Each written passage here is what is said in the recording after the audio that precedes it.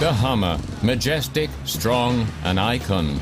Or flashy, impractical, and the king of the Chelsea tractors? There's not a lot of them around. Not surprising, they look like armored recovery vehicles and they're thirsty to boot. Nonetheless, at Munich's Hummer World Run, the first international Hummer meeting, there were nearly 200 of these 4x4 monsters from all over the world. Roland Parch is an expert when it comes to cross-country vehicles. The journalist knows quite a bit about Hummers. Yes, the Hummer is a bit of a US classic. Everyone knows it's seen some military action in the various Gulf Wars. Originally for military use only, it still projects that war hero image compared to the other US 4x4s.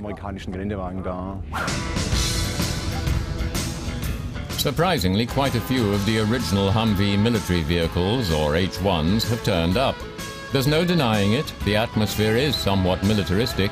The off-road course gives them the chance to show that a Humvee always performs its duties, no matter what. Which makes you wonder just how extrovert a driver you have to be in order to drive a car like that. They're just ordinary people, and some celebrities, or companies that use one as a shuttle vehicle, for instance.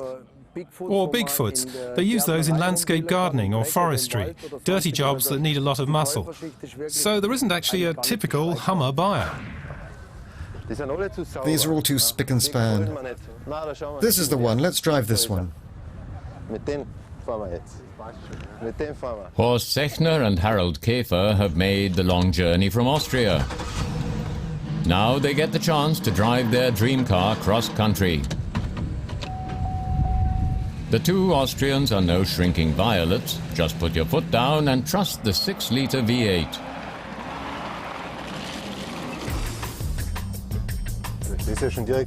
It's almost boring. Almost.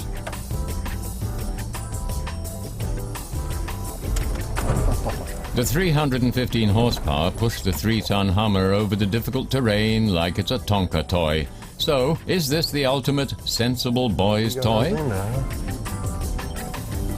Horst and Harold come quite quickly to the conclusion, for boys like them, it's a dream come true.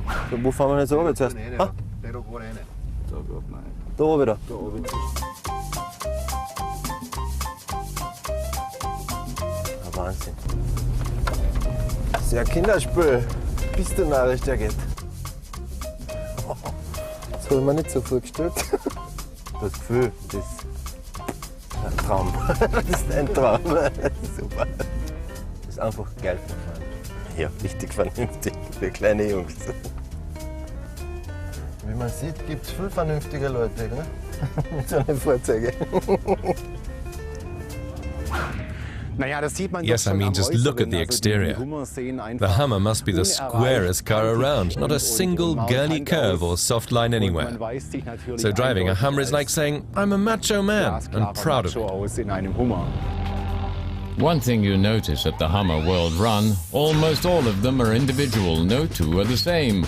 Customized, improved, jacked up, lowered, alloys as big as 30 inches, there doesn't seem to be anything that's not being done to these cars. It's like a Harley. You buy the standard car, and then you see stuff like chrome grills, chrome bumpers. There's always more to be added. An incredible amount of our turnover is generated by custom parts, like wheels. Some people have like 3 or 4 different sets of wheels which they swap and change. 2 for summer, 2 for winter. Like other people change their shoes, only they do it with wheels. And then there's the tuning parts, exhaust system, interior, personalized speedometer. We build all that ourselves. The latest craze in Hummer circles, Hummer-based stretch limos. H1 or H2, who cares? Main objective, attract attention. The longer the better, size does matter. No one seems particularly bothered by the fact that these awkward monsters have nothing whatsoever in common with the original cross-country vehicles anymore. The Hummer World Run is visited by more than 12,000 Hummer devotees. Hundreds of them grab at the chance of being chauffeured cross-country in one of these iconic off-road monsters, some of them even daring to get behind the wheel themselves. Not so long ago, the only way to meet a Hummer was to sign up for the US Army. Hummer's only customer back then.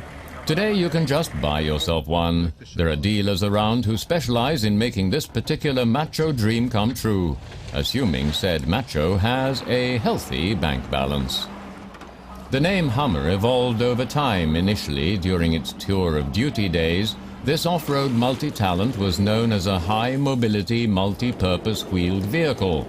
The Army, ever practical, shortened this cumbersome moniker to Humvee, which then turned into Hummer. The vehicles have been in production since the early 80s for the sole use of the US Army. They were never intended for the civilian market. The first vehicles were taken out of service as early as the late 80s. They were snapped up by the in-crowd, the serious military vehicle collectors. Hummers didn't become really popular until they started building them for the civilian market. So the H2s, H3s, the roadworthy or more practical models in terms of your average European road. Your average parking bay is hardly suitable for the extremely wide H1, is it? I've actually always got three. A lowered one, usually with either 30 or 28-inch wheels. Like the new one we've just built, it's called the Gulf design. Then I've got a high Bigfoot, that's what I've come in, and I have an old H1 Alpha, and I have to have one of each to feel complete. I've definitely got the bug.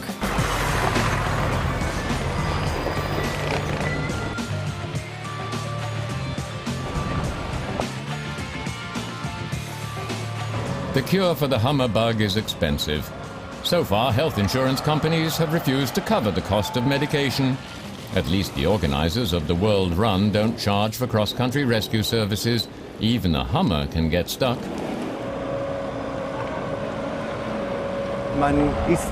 You tend to overestimate the Hummer's capabilities.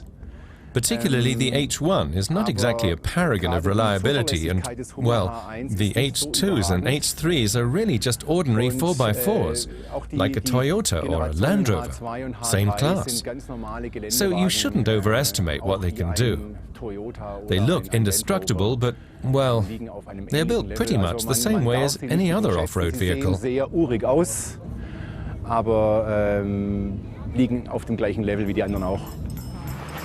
Apart from that, the main problem seems to be, well, like most 4x4s, they tend to spend 99% of their time on tarmac. No other 4x4, however, attracts as much attention on the road as a Hummer, so 200 of these colossal cars in Convoy doing a lap of honor around Munich is quite a sight.